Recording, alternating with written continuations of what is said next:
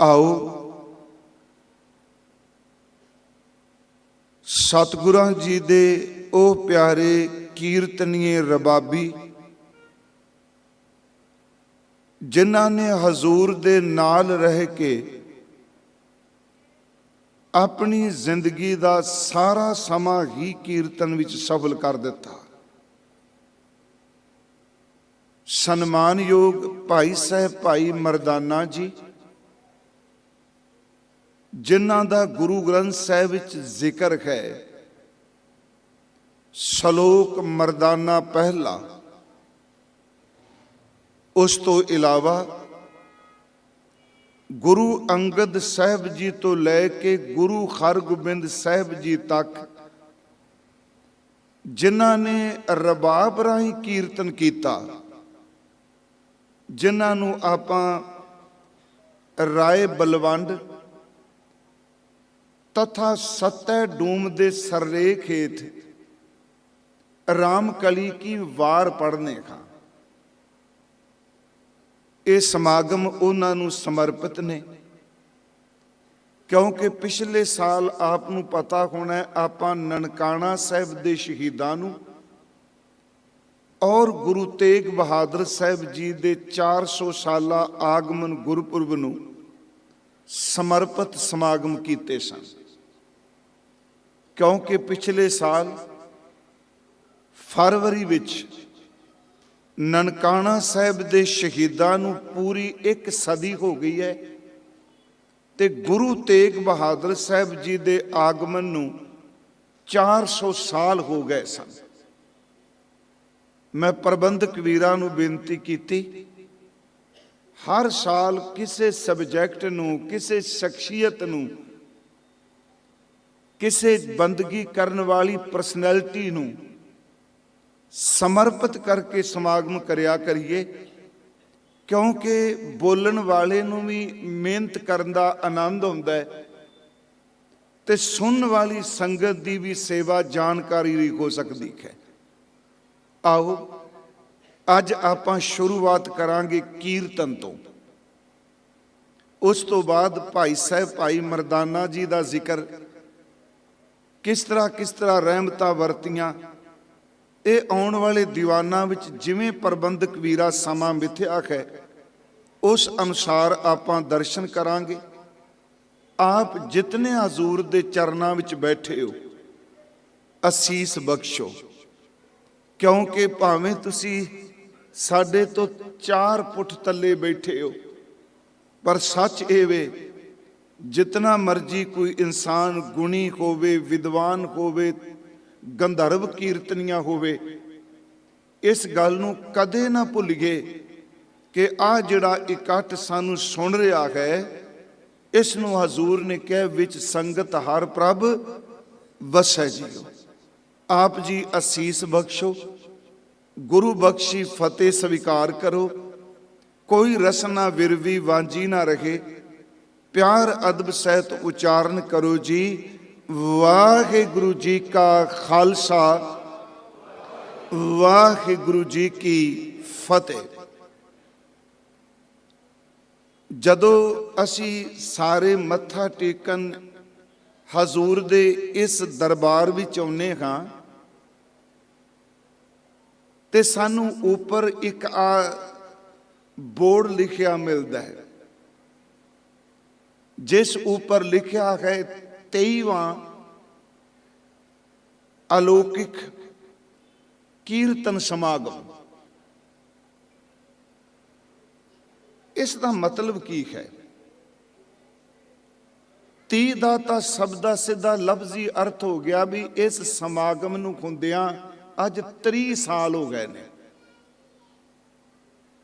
30 साल हो चुके आ।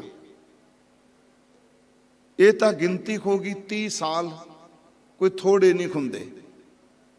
ते और अज खास करके साडे सुगड़ विद्वान वीर भाई हर इकबाल सिंह जी बाली हाज़री नहीं भर सके, पर मैं जरूर स्टेज तो उन्हां दी हाज़री लवावांगा। सतगुरु उन्हां नूं दे अरोगता, घर विच खुशी बख्शन तां जो वो ਜ਼ਿੰਦਗੀ ਭਰ ਆਪ ਸੰਗਤ ਦੇ ਦਰਸ਼ਨ ਕਰਦੇ ਰਹਿਣ। ਅੱਗੇ ਸ਼ਬਦ ਹੈ ਅਲੌਕਿਕ। ਅਲੌਕਿਕ ਦਾ ਅਰਥ ਕੀ ਹੁੰਦਾ ਹੈ? ਅਲੌਕਿਕ ਸ਼ਬਦ ਬੜੇ ਕਮਾਲ ਦਾ ਹੈ। ਇੱਕ ਸ਼ਬਦ ਹੈ ਲੌਕਿਕ, ਤੇ ਗੁਰਮੁਖੀ ਵਿੱਚ ਜਦੋਂ ਅਸੀਂ ਲਿਖਨੇ ਆ ਤੇ ਐੜਾ ਅਗੇਤਰ ਲੱਗਾ ਹੈ, ਕਿਉਂਕਿ ਮੈਂ ਸ਼ਬਦ ਵਰਤਿਆ ਗੁਰਮੁਖੀ, ਮੈਂ ਪੰਜਾਬੀ ਨਹੀਂ ਵਰਤਿਆ।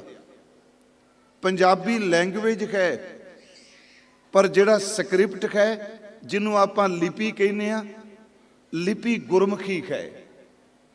ਮੈਂ ਤਰਕ ਨਹੀਂ ਕਰ ਰਿਹਾ, ਪਰ ਦੇਖੋ ਤੁਹਾਡੇ ਇਕੱਲੇ ਆਪ ਜੀ ਨਹੀਂ, ਬੰਬੇ ਜਾਈਏ, ਪੰਜਾਬ ਤੋਂ ਬਾਹਰ ਕਿਤੇ ਵੀ, ਇੱਥੋਂ ਤੱਕ ਯੂਪੀ ਵੀ ਮੈਂ ਜਾਣਾ, ਤੇ ਉੱਥੇ ਦੇਵਨਾਗਰੀ ਵਿੱਚ ਪੰਜਾਬੀ ਲਿਖੀ ਹੋਈ ਹੈ, ਜਿਵੇਂ ਇੱਥੇ ਆਪਾਂ ਲਿਖਿਆ ਹੋਇਆ। ਜਿਹੜੇ ਅੱਖਰ ਨੇ ਉਹ ਦੇਵਨਾਗਰੀ ਦੇ ਨੇ, ਤੇ ਉਹਨੂੰ ਅਸੀਂ ਪੰਜਾਬੀ ਲੈਂਗੁਏਜ ਬਣਾ ਕੇ ਲਿਖਣੇ ਪਏ ਆ। ਗੁਰਮਖੋ, ਮੈਂ ਇੱਕ ਬੇਨਤੀ ਕਰਾਂਗਾ, ਜਿੱਥੇ ਤੁਸੀਂ ਜ਼ਿੰਦਗੀ 'ਚ ਇੰਨਾ ਕੁਝ ਸਿੱਖਦੇ ਪਏ ਹੋ, ਮੈਂ ਪਿਛਲੇ ਸਾਲ ਵੀ ਕਿਹਾ ਸੀ, ਗੁਰੂ ਗ੍ਰੰਥ ਸਾਹਿਬ ਦਾ ਸ਼ੁੱਧ ਪਾਠ ਕਰਨਾ ਤੇ ਗੁਰਮੁਖੀ ਅੱਖਰਾਂ ਦੀ ਪਹਿਚਾਣ ਹੋਣੀ ਬਹੁਤ ਜ਼ਰੂਰੀ ਹੈ। ਮੈਂ ਲਫ਼ਜ਼ ਪੰਜਾਬੀ ਨਹੀਂ ਇਸ ਕਰਕੇ ਵਰਤ ਰਿਹਾ ਕਿਉਂਕਿ ਦੇਵਨਾਗਰੀ ਵਿੱਚ ਵੀ ਪੰਜਾਬੀ ਲਿਖੀ ਜਾ ਰਹੀ ਹੈ। ਲੈਂਗੁਏਜ ਸ਼ਬਦ ਵਰਤਾਂ। ਤੁਸੀਂ ਪਾਕਿਸਤਾਨ ਚਲੇ ਜਾਓ, ਮੇਰੇ ਵੀਰ ਪਾਕਿਸਤਾਨ ਤੋਂ ਇੱਥੇ ਬੈਠੇ ਆ, ਫਾਰਸੀ ਲਿਪੀ ਹੈ ਜਿਹਨੂੰ ਸ਼ਾਹਮੁਖੀ ਕਹਿੰਦੇ ਆ, ਉਹਦੇ ਵਿੱਚ ਵੀ ਉਹ ਪੰਜਾਬੀ ਲਿਖੀ ਜਾਂਦੀ ਹੈ, ਪੰਜਾਬੀ ਉਹ ਬੋਲਦੇ ਨੇ। ਪਰ ਮੇਰੀ ਅਰਜ਼ ਹੈ ਕਿ ਜਿਹੜਾ ਸ਼ਬਦ ਗੁਰਮੁਖੀ ਹੈ, ਇਹਦਾ ਮਤਲਬ ਹੈ ਕਿ ਇਹ ਅੱਖਰ ਗੁਰੂ ਦੇ ਮੁਖ ਤੋਂ ਨਿਕਲੇ, ਤੇ ਗੁਰਮੁਖੀ ਦਾ ਅਰਥ ਹੈ ਕਿ ਇਹਨਾਂ ਅੱਖਰਾਂ ਨੂੰ ਪਹਿਚਾਣ ਦੇਣ ਵਾਲੇ, ਬਣਾਉਣ ਵਾਲੇ ਸਤਿਗੁਰੂ ਨੇ। ਇਸੇ ਕਰਕੇ ਲਫ਼ਜ਼ ਵੀ ਗੁਰਮੁਖੀ ਵਰਤੇ ਗਏ ਆ। ਅਰਜ਼ ਕਰਾਂ, ਸ਼ਬਦ ਹੈ ਅਲੌਕਿਕ। ਲੌਕਿਕ ਦਾ ਲਫ਼ਜ਼ੀ ਅਰਥ ਹੁੰਦਾ ਲੋਕ, ਆ ਸੰਸਾਰ, ਤੇ ਅਲੌਕਿਕ ਐੜਾ ਅਗੇਤਰ ਪਾ ਦਿੱਤਾ ਹੈ। ਅਲੌਕਿਕ ਦਾ ਲਫ਼ਜ਼ੀ ਅਰਥ ਹੈ ਜਿਹੜਾ ਇਸ ਲੋਕ ਦਾ ਹੈ ਹੀ ਨਹੀਂ। ਫਿਰ ਬੇਨਤੀ ਸੁਣਿਓ, ਕਿਉਂਕਿ ਮੇਰੇ ਮਨ 'ਚ ਆਇਆ ਜੀ ਅਸੀਂ ਦਰਸ਼ਨ ਕਰ ਰਹੇ ਹਾਂ ਸਾਰੇ, ਬੋਲਣਾ ਵੀ ਕੀਰਤਨ ਦੀ ਆਪਾਂ। 30ਵਾਂ ਅਲੌਕਿਕ ਕੀਰਤਨ ਸਮਾਗਮ। ਅਲੌਕਿਕ ਦਾ ਅਰਥ ਹੈ ਜਿਹੜਾ ਇਸ ਲੋਕ ਦਾ ਨਹੀਂ। ਅਗਲੀ ਬੇਨਤੀ, ਇਹਦਾ ਅਰਥ ਇੱਕ ਹੋਰ ਵੀ ਹੈ, ਅਦਭੁਤ। ਇੱਕ ਸ਼ਬਦ ਦਾ ਅਰਥ ਹੋਰ ਵੀ ਅਨੋਖਾ। ਆਪਾਂ ਅਦਭੁਤ ਦਾ ਸ਼ਬਦ ਸਮਝਣੀ ਆ ਨਾ, ਇਹਦਾ ਮਤਲਬ ਕਿ ਜਿਹੜੇ ਤੁਸੀਂ ਸਮਾਗਮ ਵਿੱਚ ਹਾਜ਼ਰੀ ਭਰਨ ਆਏ ਹੋ, 30 ਸਾਲ ਹੋ ਗਏ ਨੇ ਇਸ ਅਦਭੁਤ ਅਨੋਖੇ ਵਿੱਚ, ਅਲੌਕਿਕ ਵਿੱਚ, ਜੋ ਇਸ ਲੋਕ ਕਾ ਨਹੀਂ। ਇਹਦਾ ਮਤਲਬ ਸਾਨੂੰ ਇਸ ਲੋਕ ਤੋਂ ਚੁੱਕ ਕੇ ਸੁਰਤ ਕਿਸੇ ਹੋਰ ਲੋਕ ਚਲ ਜਾਂਦਾ ਹੈ। ਉਸ ਤੋਂ ਅਗਲਾ ਸ਼ਬਦ ਹੈ ਅਲੌਕਿਕ ਤੋਂ ਬਾਅਦ ਕੀਰਤਨ।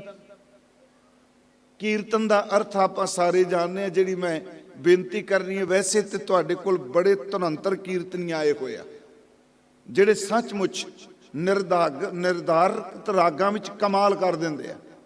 ਕਿਉਂਕਿ ਹੁਣ ਹਰ ਕੀਰਤਨੀਆ ਜਿਹੜਾ ਬਸੰਤ ਨਾਲ ਸ਼ੁਰੂ ਕਰਦਾ ਤੇ ਬਸੰਤ ਨਾਲ ਸਮਾਪਤੀ ਕਰ ਰਿਹਾ।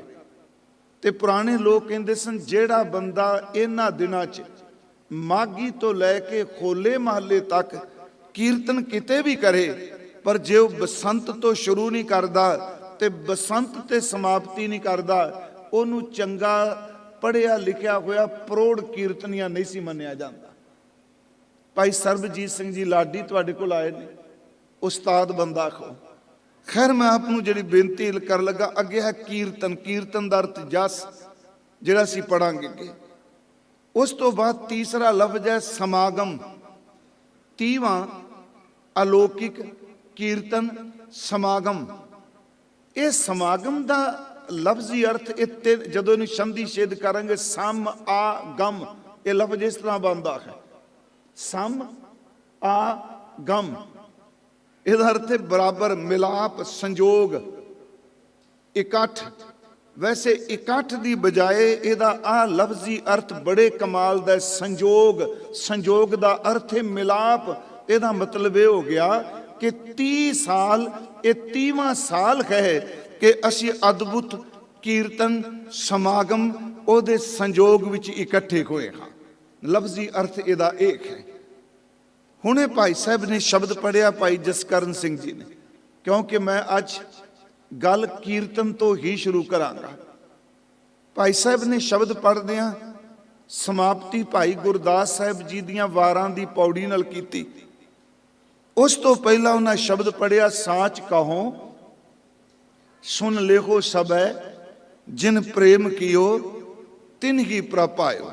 ਕਿਉਂਕਿ ਤਾਂ ਆਪ ਸਭ ਨੂੰ ਪਤਾ ਹੈ ਕਿ ਸਾਡੇ ਜਿਹੜੇ ਅੰਮ੍ਰਿਤ ਵੇਲੇ ਨਿਤਨੇਮ ਚ ਜਿਹੜੇ ਸਵਈਏ ਪੜ੍ਹਨੇ ਆ, ਇਹ 10 ਸਵਈਆਂ ਵਿੱਚੋਂ ਹਜ਼ੂਰ ਸੱਚੇ ਪਾਤਸ਼ਾਹ ਜੀ ਦਾ 9ਵਾਂ ਸਵਈਆ ਹੈ। ਇਹਨਾਂ ਸਵਈਆਂ ਨੂੰ ਅਸੀਂ ਅੰਮ੍ਰਿਤ ਸਵਈਏ ਕਹਿੰਦੇ ਆ, ਸੁਧਾ ਸਵਈਏ ਕਹਿੰਦੇ ਆ।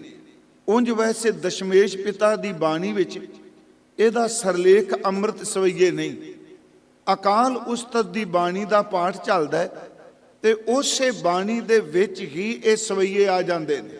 ਉੱਥੇ ਸਿੱਧਾ ਲਿਖਿਆ ਤਵ ਪ੍ਰਸਾਦ ਸਵਈਏ, ਪਾਤਸ਼ਾਹੀ ਦਸਵੀਂ ਨੇ ਲਿਖਿਆ, ਯਾਦ ਰੱਖਿਓ, ਕਿਉਂਕਿ ਉਹ ਚੱਲ ਰਿਹਾ ਪਾਠ ਹੈ। ਜਿਵੇਂ ਹੁਣ ਅਸੀਂ ਆਪਾਂ ਲਾਵਾਂ ਪੜ੍ਹਨੇ, ਮੈਂ ਅੱਜ ਇਹ ਅਰਜ਼ ਕਰਨੀ, ਲਾਵਾਂ ਚੱਲਦੇ ਕੋਈ ਸੰਤਾਂ ਵਿੱਚ ਆਉਂਦੀਆਂ ਨੇ, ਵੱਖਰਾ ਸਰਲੇਖ ਨਹੀਂ। ਹੁਣ ਇੱਥੇ ਜਿਹੜਾ ਤਵ ਪ੍ਰਸਾਦ ਸਵਈਏ, ਤਵ ਦਾ ਅਰਥ ਹੈ ਤੇਰੀ, ਪ੍ਰਸਾਦ ਦਾ ਅਰਥ ਹੈ ਕਿਰਪਾ, ਇਹਦਾ ਅਰਥ ਹੈ ਪ੍ਰਮਾਤਮਾ ਵਾਹਿਗੁਰੂ ਜੀ, ਸਤਿਗੁਰੂ ਗੁਰੂ ਗੋਬਿੰਦ ਸਿੰਘ ਬਖਸ਼ਿਸ਼ ਕਰ ਰਹੇ ਨੇ, ਵਾਹਿਗੁਰੂ ਤੁਹਾਡੀ ਕਿਰਪਾ ਨਾਲ ਇਹ ਸਵਈਏ ਮੈਂ ਉਚਾਰਨ ਕਰ ਲਗਾ। ਫਿਰ ਬੇਨਤੀ ਹੈ ਕਿ ਇਸੇ ਤਰ੍ਹਾਂ ਇਹਨਾਂ ਨੂੰ ਅੰਮ੍ਰਿਤ ਸਵਈਏ ਕਿਉਂ ਕਹਿੰਦੇ ਆ? ਕਿਉਂਕਿ ਸਵਈਏ ਤਾਂ ਦੀਨਨ ਕੀ ਪ੍ਰਤਪਾਲ ਕਰੇ ਵੀ ਆਉਂਦੇ ਨੇ, 33 ਸਵਈਏ ਵੀ ਆਉਂਦੇ ਨੇ, ਜਾਗਤ ਜੋਗ ਜਪੈ ਨਿਸਬਾਸੋ।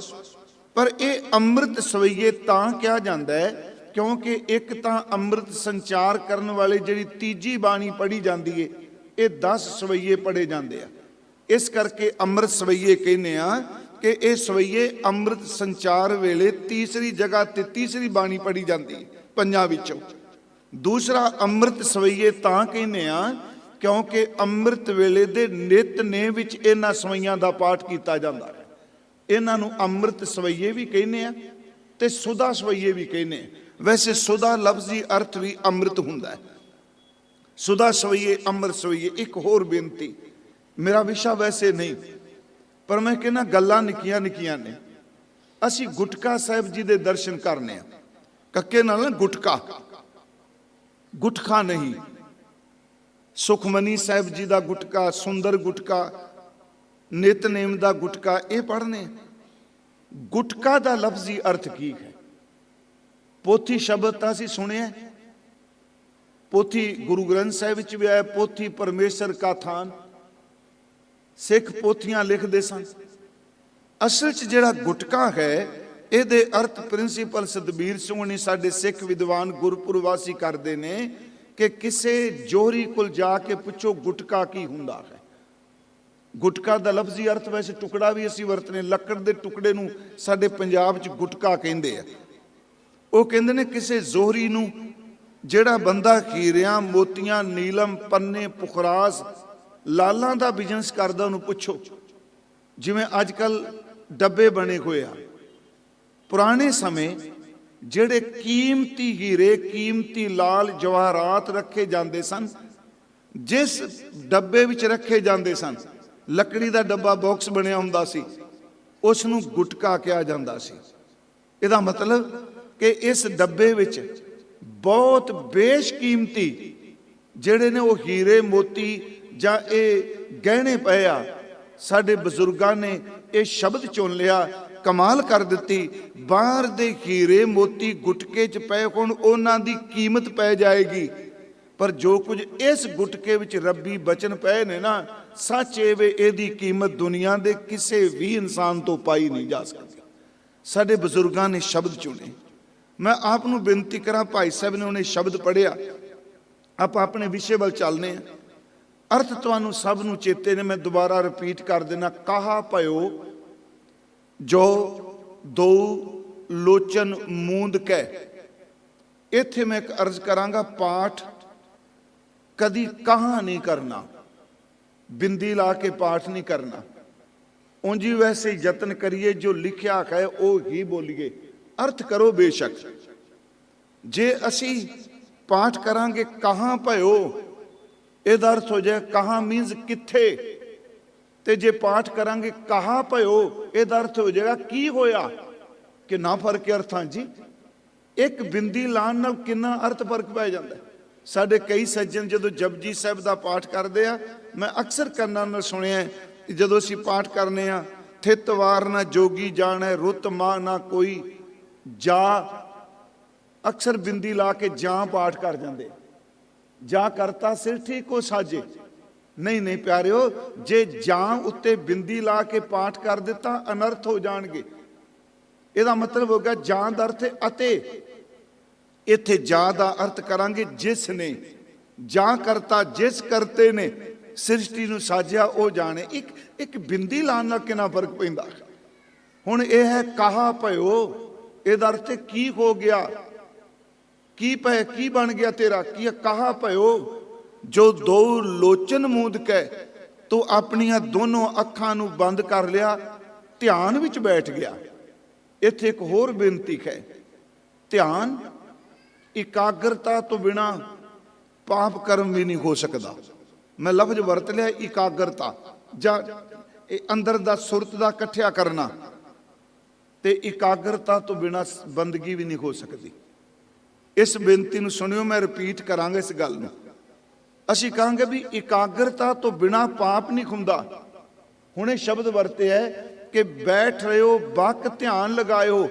ਇਹਦਾ ਮਤਲਬ ਬਗਲਾ ਵੀ ਧਿਆਨ ਲਾਂਦਾ ਹੈ, ਪਰ ਬਗਲੇ ਨੇ ਧਿਆਨ ਵਿੱਚ ਕਿਤੇ ਵਾਹਿਗੁਰੂ ਬੋਲਣਾ, ਬਗਲੇ ਨੇ ਧਿਆਨ ਵਿੱਚ ਰਾਮ ਬੋਲਣਾ, ਬਗਲੇ ਨੇ ਧਿਆਨ ਦੇ ਵਿੱਚ ਕੋਈ ਪ੍ਰਭੂ ਦਾ ਨਾਮ ਨਹੀਂ ਬੋਲਣਾ। ਉਹ ਇਹਨਾਂ ਕੁ ਆਪਣੇ ਤਨ ਨੂੰ ਇਕਾਗਰ ਕਰ ਲੈਂਦਾ ਹੈ, ਇਹਨਾਂ ਕੁ ਆਪਣੇ ਅੰਦਰ ਨੂੰ ਟਿਕਾ ਦਿੰਦਾ ਹੈ। ਸੱਚ ਇਹ ਵਿੱਚ ਚੰਚਲ ਮੱਛੀ ਨੂੰ ਵੀ ਪਤਾ ਨਹੀਂ ਕਿ ਮੇਰੇ ਕੋਲ ਬੈਠਾ ਮੈਨੂੰ ਹੁਣੇ ਝਪਟ ਕੇ ਚੁੰਝ 'ਚ ਪਕੜ ਲਏਗਾ। ਇਹਦਾ ਮਤਲਬ ਇੱਕ ਮੱਛੀ ਦਾ ਸ਼ਿਕਾਰ ਕਰਨ ਵਾਲਾ ਵੀ ਅੱਖਾਂ ਬੰਦ ਕਰਕੇ ਅੰਦਰ ਨੂੰ ਟਿਕਾਈ ਬੈਠਾ ਹੈ। ਇੱਕ ਹੋਰ ਬੇਨਤੀ ਸੁਣਿਓ, ਚੋਰੀ ਕਰਨ ਵਾਲਾ ਬੰਦਾ ਜਦੋਂ ਸੰਨ ਲਾਂਦਾ ਹੈ, ਅੰਦਰ ਦੇ ਟਿਕਾ ਤੋਂ ਬਿਨਾ, ਇਕਾਗਰਤਾ ਤੋਂ ਬਿਨਾ ਉਹ ਵੀ ਨਹੀਂ ਲਾਂਦਾ।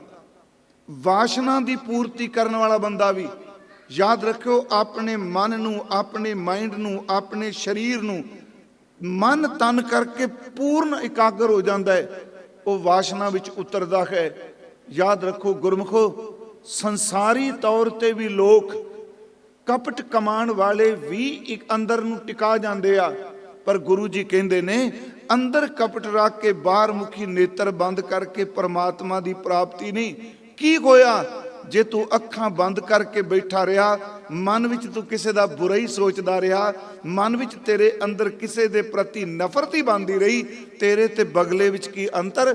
ਉਹ ਵੀ ਤਾਂ ਅੱਖਾਂ ਬੰਦ ਕਰਕੇ ਮੱਛੀ ਨੂੰ ਪਕੜਨਾ ਚਾਹੁੰਦਾ ਹੈ। ਕਹਾਂ ਭਇਓ ਜੋ ਦੋ ਲੋਚਨ ਮੂੰਦ ਕੇ ਬੈਠ ਰਿਓ ਬਕ ਧਿਆਨ ਲਗਾਇਓ, ਨਾਤ ਫਿਰਿਓ ਲੀਏ ਸਾਤ ਸਮੁੰਦਰਨ, ਸੱਤਾਂ ਸਮੁੰਦਰਾਂ ਦਾ ਇਸ਼ਨਾਨ। ਇਹਦਾ ਮਤਲਬ ਕਰਾਂਗੇ ਸਾਰੇ ਤੀਰਥਾਂ ਦਾ, ਸਿੱਧੀ ਬਾਤ। ਨਾਤ ਫਿਰਿਓ ਲੀਏ ਸਾਤ ਸਮੁੰਦਰਨ, ਲੋਕ ਗਇਓ, ਆ ਲੋਕ ਵੀ ਚਲਾ ਗਿਆ ਪਰ ਲੋਕ ਗਵਾਇਓ। ਇਹ ਕਿਉਂ ਹੋ ਗਿਆ? ਇਸ਼ਨਾਨ ਵੀ ਕੀਤਾ, ਲੋਕ ਵੀ ਗਿਆ, ਪਰ ਲੋਕ ਵੀ। ਉਹਦਾ ਕਾਰਨ ਕਿ ਜਦੋਂ ਤੀਰਥ ਤੇ ਗਿਆ ਉਦੋਂ ਬਿਰਤੀ ਹੀ ਬਗਲੇ ਵਾਲੀ ਹੈ। ਇਸੇ ਕਰਕੇ ਗੁਰੂ ਨਾਨਕ ਸਾਹਿਬ ਨੇ ਬਾਣੀ 'ਚ ਕਿਹਾ, ਨਾਵਣ ਚੱਲੇ ਤੀਰਥੀ ਮਨ ਖੋਟੇ ਤਨ ਚੋਰ। ਇਸ ਨੂੰ ਸੁਣਿਓ ਧਿਆਨ ਨਾਲ, ਮਨ ਖੋਟੇ, ਮਨ ਦੇ ਨੰਨੇ ਨੂੰ ਸਿਹਾਰੀ ਲੱਗੀ ਉੱਥੇ। ਇਹਦਾ ਅਰਥ ਹੈ ਮਨ ਵਿੱਚ, ਗੁਰਦੁਆਰੇ ਆ ਗਿਆ, ਸੰਗਤ ਵਿੱਚ ਆ ਗਿਆ, ਤੀਰਥ ਤੇ ਚਲਾ ਗਿਆ, ਕੁੰਭ ਦੇ ਮੇਲੇ ਤੇ ਚਲਾ ਗਿਆ, ਪਰ ਮਨ ਵਿੱਚ ਖੋਟ ਗਏ। ਯਾਦ ਰੱਖੋ, ਸਾਰੇ ਬੰਦੇ ਤੀਰਥ ਤੇ ਗੁਰੂ ਧਾਮਾਂ ਤੇ ਰੂਹਾਨੀਅਤ ਕਮਾਨ ਨਹੀਂ ਜਾਂਦੇ। ਇੱਥੇ ਕੁਝ ਲੋਕ ਉਹ ਵੀ ਜਾਂਦੇ ਆ ਜਿਹੜੇ ਮਨ 'ਚ ਖੋਟ ਲੈ ਕੇ ਲੋਕਾਂ ਦੀਆਂ ਜੇਬਾਂ ਕੱਟੀ ਜਾਂਦੇ ਆ। ਪਹੁੰਚਿਆ ਤਾਂ ਉਹ ਵੀ ਤੀਰਥ ਤੇ ਵੇ ਨਾ। ਕਈ ਬੰਦੇ ਮਹਾਰਾਜ ਕਹਿੰਦੇ ਤਨ ਚੋਰ, ਇੱਥੇ ਵੀ ਤਨ ਦੇ ਨੰਨੇ ਨੂੰ ਸਿਹਾਰੀ ਲੱਗੀ, ਤਨ ਵਿੱਚ ਕਹਿੰਦੇ ਮਨ ਵਿੱਚ ਖੋਟ ਗਏ ਤੇ ਤਨ ਵਿੱਚ ਕਾਮ ਕ੍ਰੋਧ ਲੋਭ ਮੋਹ ਹੰਕਾਰ ਦੀ ਬਿਰਚੀ।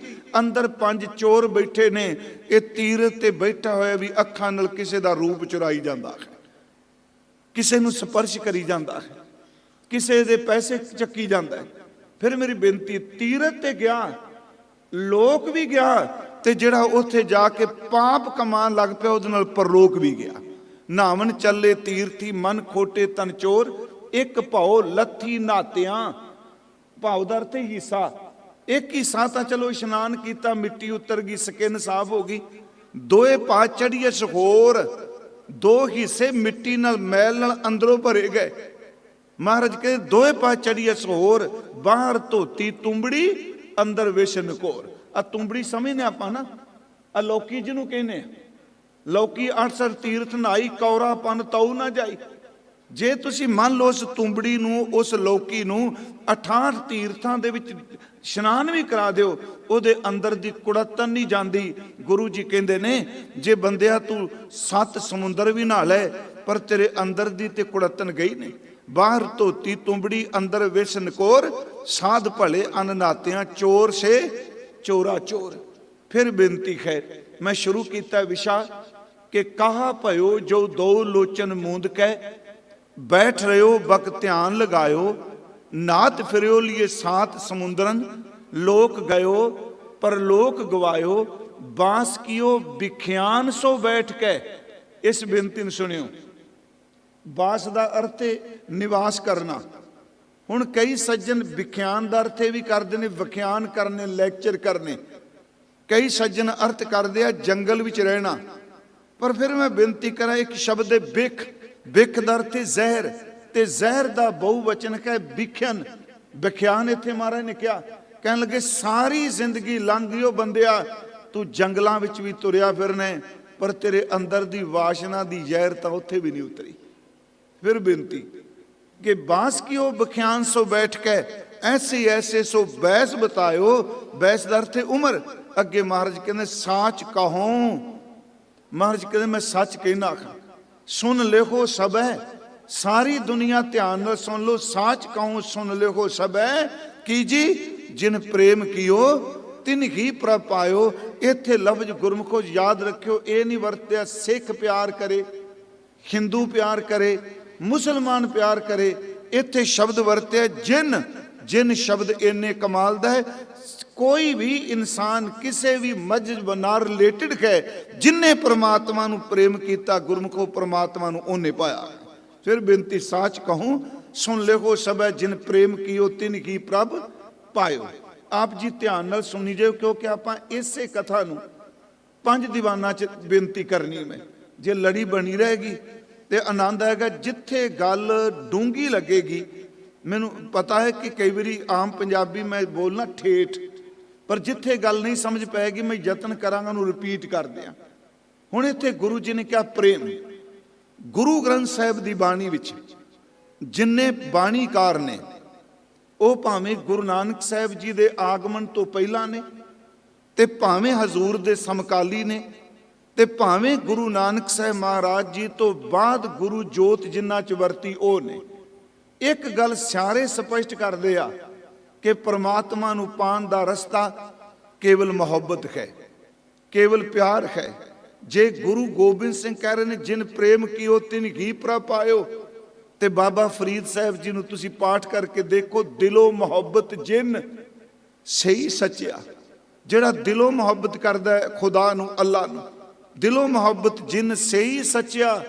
जिन मन होर मुख होर से कांडे कच्चा।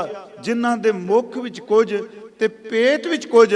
महाराज कहंदे ने मन मुख मन कुछ ते मुख विच कुछ, वो बंदे कच्चे ने, दिलों मोहब्बत करन वाले ही पांदे ने। इत्थे एक उदाहरण मैं आप जी नूं देण लगा, क्योंकि गल कीर्तन दी जदों आपां करांगे ना, ते कीर्तन दी शुरुआत हर धर्म दे विच कीर्तन नूं इस गाउन नूं बड़ी बड़ी थां दित्ती गई है, पर जिन्नी थां सिक्खी भी दित्ती गई। मैं अर्ज करांगा, मैं ज़्यादा पिछोकड़ च नहीं जाना, क्योंकि कीर्तन संबंधी गूढ़ है ये साउथ तो शुरू हुंदा है। इहदे विच निर्गुण ते सरगुण नूं मन्नण वालियां ने भी कीर्तन कीता है। सरगुण नूं मन्नण वाले तुसीं देखो कि मीरां जी मिलणगे, वो भी तां गा रहे ने ना। तुहानूं सूरदास जी मिलणगे। जदों निर्गुण भगती की गल करांगे तो सच एवे सानू उहदे विच कबीर साहब जी, भगत रविदास जी। जे सरगुण नूं तुसीं देखोगे तो रामानुज, चैतन्य महाप्रभु बंगाल दे रहण वाले, वो भी तां तुसीं देखो अज जदों कीर्तन करदे ने हरे रामा हरे कृष्णा, वो उन्हां दे कीर्तन करन दा ढंग वखरा है।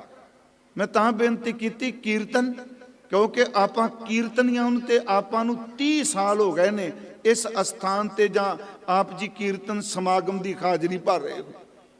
मैं बेनती करांगा, सब तो पहला शब्द है प्रेम। भगत नामदेव जी का शब्द है, वो शब्द की उथानका साडे विद्वान पुरुष देंदे सन कि भगत नामदेव जी का घर बनिया। वैसे उथे झोंपड़ी का जिक्र आउंदा है, तो यह कली कहानी नहीं, गुरु ग्रंथ साहिब का बचन है। झोंपड़ी बन गई तो नामदेव नूं पड़ोसन ने, गवांढन ने पूछया कि इन्नी सोहनी ये झोंपड़ी बनाने वाला कौन है, किसने झोंपड़ी बनाई? तो नामदेव कहंदे ने कि जिसने झोंपड़ी बनाई उस बेडी शब्द वरते जी, उत्थे कारीगर कह लो। उस कारीगर का मैं तेनों की पता दियां, वो कारीगर तो सारियां थावां ते समाया है। हुण उस औरत का अंदर उस पद्धर का नहीं जो भगत नामदेव जी का। गवांढन ने कहा मैं तेरे तो दुगने पैसे दे देंगी, मैनू एक बारी तू दस पा दे भी वो कारीगर कौन। उथे भगत जी कहते ने कि जिस कारीगर ने, जिस मिस्त्री ने, जिस हुनरबंद ने मेरी झोंपड़ी बनाई, उथे करंसी नहीं चलती हुंदी, उथे सोना चांदी नहीं चलता, पैसे नहीं चलते, सिक्के नहीं चलते। पुछन लगे वो कारीगर किस चीज़ की मजदूरी लैंदा है?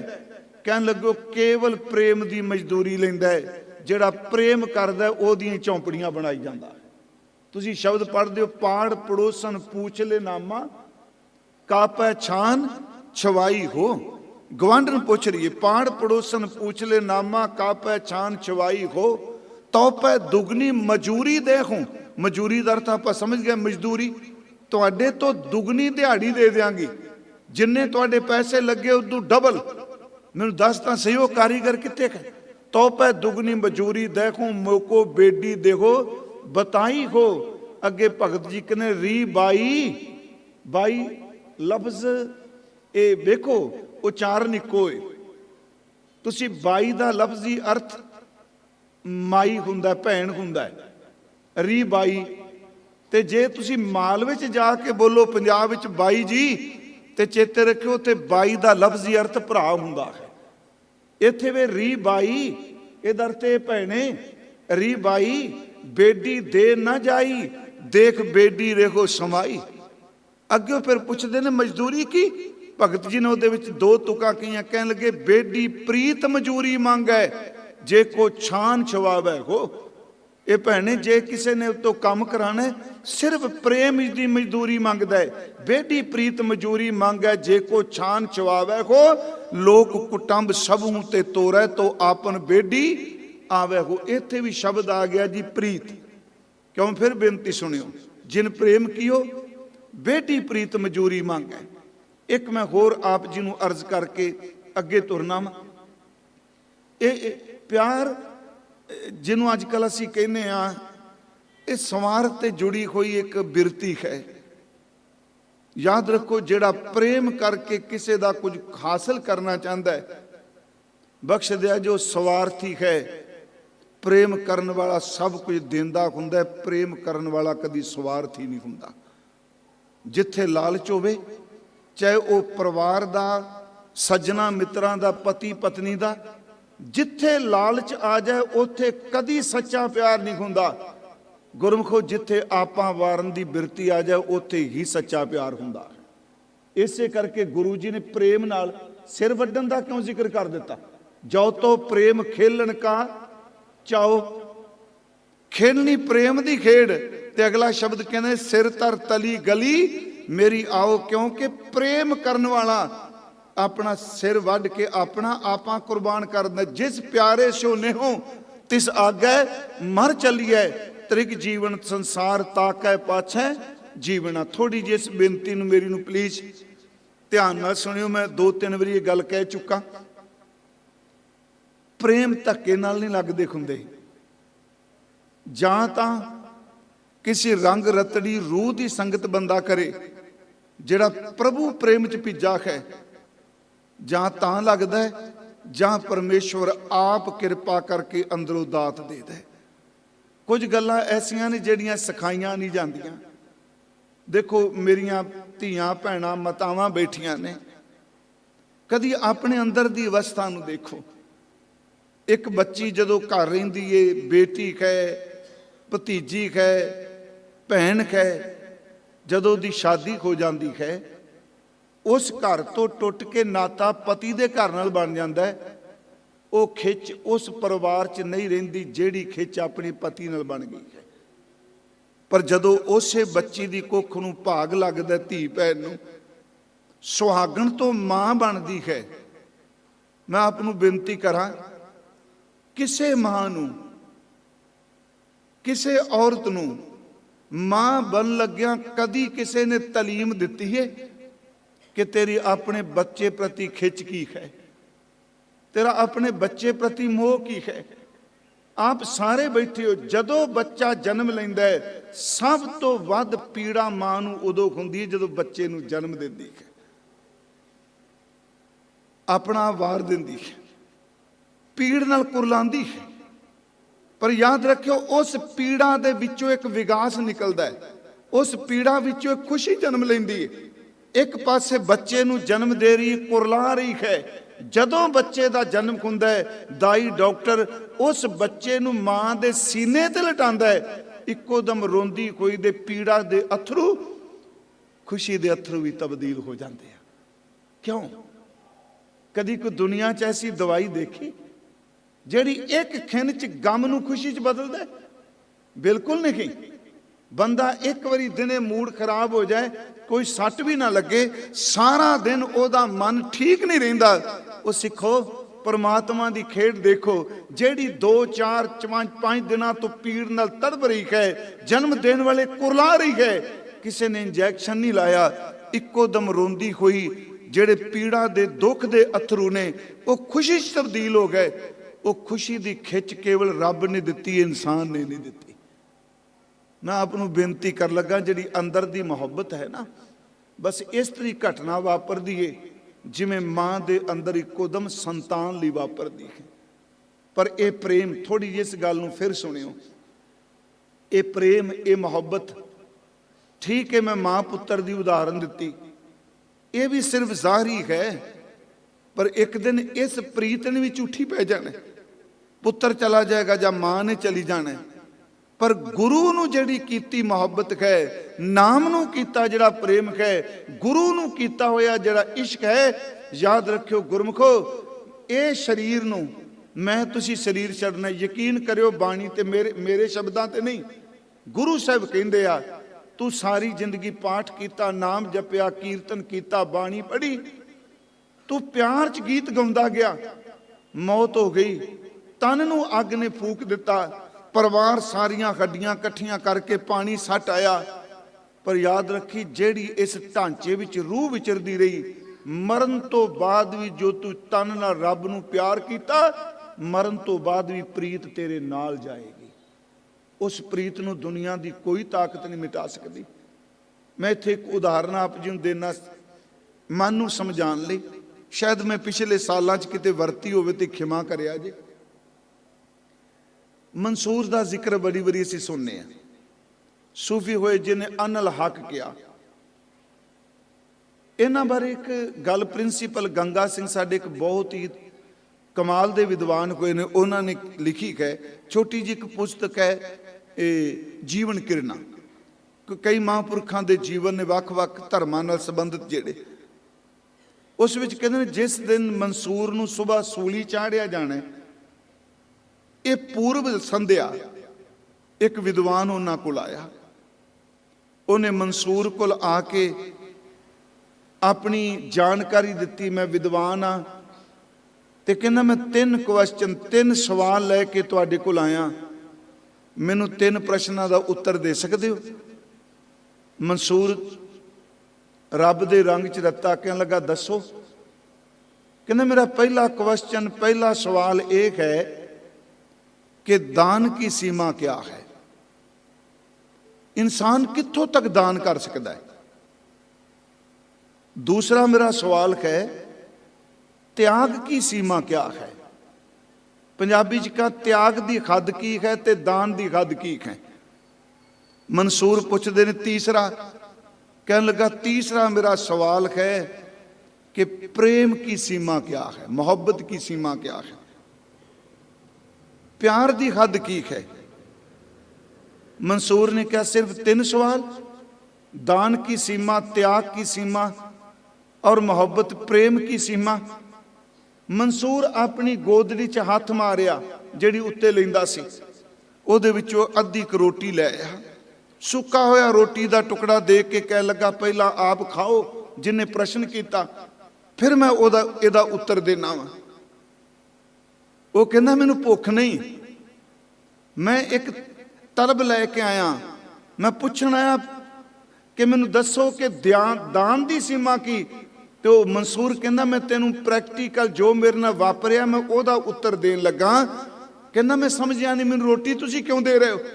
ਉਹਨੇ ਕਿਹਾ ਰੋਟੀ ਮੂੰਹ ਚ ਪਾ। ਰੋਟੀ ਜਦੋਂ ਖਾਧੀ ਤੇ ਮੰਸੂਰ ਕਹਿੰਦਾ ਤੈਨੂੰ ਪਤਾ ਹੈ ਜਿਸ ਦਿਨ ਦਾ ਮੈਨੂੰ ਪਕੜਿਆ ਮੈਨੂੰ ਰੋਟੀ ਪਾਣੀ ਕੁਛ ਨਹੀਂ ਦਿੱਤਾ ਜਾ ਰਿਹਾ। ਧਿਆਨ ਦੇ ਆਜੇ ਗੁਰਮੁਖੋ, ਮੈਨੂੰ ਇੱਕ ਪਿਆਰ ਕਰਨ ਵਾਲਾ ਸੱਜਣ ਰੋਟੀ ਦਾ ਟੁਕੜਾ ਦੇ ਗਿਆ ਤੇ ਸੱਚ ਇਹ ਵੇ ਕਿ ਮੈਂ ਉਸ ਰੋਟੀ ਦੇ ਟੁਕੜੇ ਨੂੰ ਪਹਿਲਾਂ ਚਿੱਤ ਕੀਤਾ, ਭੁੱਖ ਲੱਗੀ ਮੈਂ ਖਾ ਲਾਂ, ਕਈ ਦਿਨਾਂ ਦਾ ਕੁਛ ਨਹੀਂ ਖਾਧਾ।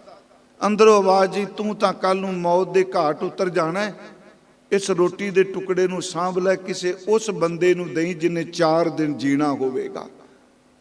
ਕਹਿੰਦਾ ਜੇ ਮੈਨੂੰ ਅੱਜ ਪੁੱਛੇ ਮੇਰੇ ਲਈ ਦਾਨ ਦੀ ਸੀਮਾ ਇਹੀ ਹੈ ਕਿ ਮੈਂ ਕਿੰਨੇ ਦਿਨਾਂ ਦੀ ਰੋਟੀ ਨਹੀਂ ਖਾਧੀ, ਮੈਨੂੰ ਰੋਟੀ ਮਿਲ ਜਾਏ ਤੇ ਉਹ ਵੀ ਦੇ ਦੇਣੀ, मेरे लिए दान की सीमा ये है। कहता भी ठीक। कहना दूसरा तेरा सवाल है त्याग की सीमा क्या है। मंसूर ने कहा तू अपने नेत्र बंद कर। उस इंसान ने अखां बंद कीतियां, मंसूर अपनी बॉडी विचों निकल गया। याद रखियो उस कोल ताकत सी, देह विचों बदई सी। प्रिंसीपल गंगा सिंह लिखते हैं वो अपनी बॉडी चों निकल गया, देह चों निकल गया। सवाल करने वाला डर गया, उन्हें कहा तो मर गया, इनू तो कल सूली चाढ़िया जाना, ये मर गया मैनू सजा दी जाएगी। जदों डर के जान लगा मंसूर उठ के बैठ गया। कहता सवाल पूछण आ गए, उत्तर लैन का दम होना चाहिए तेरे कोल। कहता फकीर जदों त्यागन ते आउंदा वासनावां त्यागदा है, काम क्रोध लोभ मोह हंकार सब कुछ त्यागदा है, ते जिदन अपनी मौज आवे त्यागदा जिउंदे जी अपनी चमड़ी नूं अपने तन नूं भी त्याग के निकल सकता है। कहंदा मेरे लिए त्याग दी सीमा ये। सवाल करने वाला चुप कर गया, मंसूर नहीं कुछ बोलिया। फिर चुप्पी नूं तोड़ के क्वेश्चन करने वाला कहंदा दान की सीमा त्याग की सीमा तो बताई, ये बताओ प्यार प्रेम की सीमा क्या है। उन्हें कहदा मेरा अजे तजर्बा नहीं होया, आ 2 मेरे प्रैक्टिकल हो चुके सन। कहंदा इहदा मतलब तीसरे क्वेश्चन का प्रश्न का उत्तर नहीं मिलेगा। कहन लगे कल नूं जदों मैनूं टुकड़े टुकड़े किया जाएगा तू कतल गा विच आई, जो मेरा तजर्बा होवेगा मैं तेनूं जरूर दसांगा। प्रेम दी खद मैं तेनूं की दसां। सच ये वे कहने जिस वक्त मंसूर नूं कट्टन लगे, उहदे टुकड़े कर लगे, एक टुकड़ा सवाल करने वाले दे पैरां कोल आ डिगा। उस टुकड़े विचों आवाज आई अनल हक, ते उच्चों दे कन्नां च आसमान तो आवाज गूंजियो लोको दान दी सीमा है, त्याग दी सीमा है, पर प्यार दी कोई सीमा नहीं। जिहड़ा मोहब्बत कर दे सच है वे मरन तो बाद उहदे टुकड़े भी अपने प्यारे नूं आवाज़ां मारदे हुंदे आ। प्यार दी की सीमा है। इसे नूं गुरबाणी ने कहा, मैं इसे नूं तां कह देना मिलदा जुलदा बचन कि मीन पकर फाक्यो अर काट्यो रांध कियो बोबानी, खंड खंड कर भोजन कीनो तऊ ना बिसरियो पानी। मैं पहली बेनती करांगा जो कीर्तन की गल आपां शुरू करनी है, सब तो पहला गुरमत दे विच प्रेम नूं थां दित्ती गई है। प्रेम तो भी होना बोलिया होया जो मैं कथा कर रहा, प्रेम तो बिना गाया होया ते अंदर दी मोहब्बत तो बिना पढ़िया होया खिमा करियो छेती असर नहीं करता। इसे करके गुरु रामदास जी का यह बचन कि कोई गावे रागी नादी बेदी बहु भांत कर, नहीं हर हर भीजै राम राजे, जिन्हां अंतर कपट विकार है तिना रोए क्या कीजै, हर करता सब की जानदा, सिर रोग हाथ दीजै, जिन नानक गुरमुखी हिरदा, शुद्ध कै हर भगत हर लीजै। जे अंदर कपट है, मेरा गाना, मेरा बोलना, मेरी कथा करनी किसे अर्थ नहीं। गुरु साहब ने सानू जिहड़ी दात दित्ती, कीर्तन दी दित्ती, क्योंकि मैं कीर्तनियां नूं समर्पित कै ये समागम। मैं आप नूं एक बेनती करांगा, कीर्तन की है, क्योंकि कीर्तन का बहुत गहरा इतिहास है। भाई साहब आ गया इत्थों तक, जिन्ने गुरु ग्रंथ साहिब च राग ने, जिन्ना गुरु ग्रंथ साहिब च गुरमत का संगीत है, अज तक कोई बंदा इहदा भी पारावार नहीं पा सकिया। 31 ਤਾਂ राग असीं कहने आ, ते उप राग किन्ने ने? निर्धारित राग, इहनूं एक नवां नाम दिता है साडी सिखां ने, गुरमत संगीत। गुरमत का संगीत की है?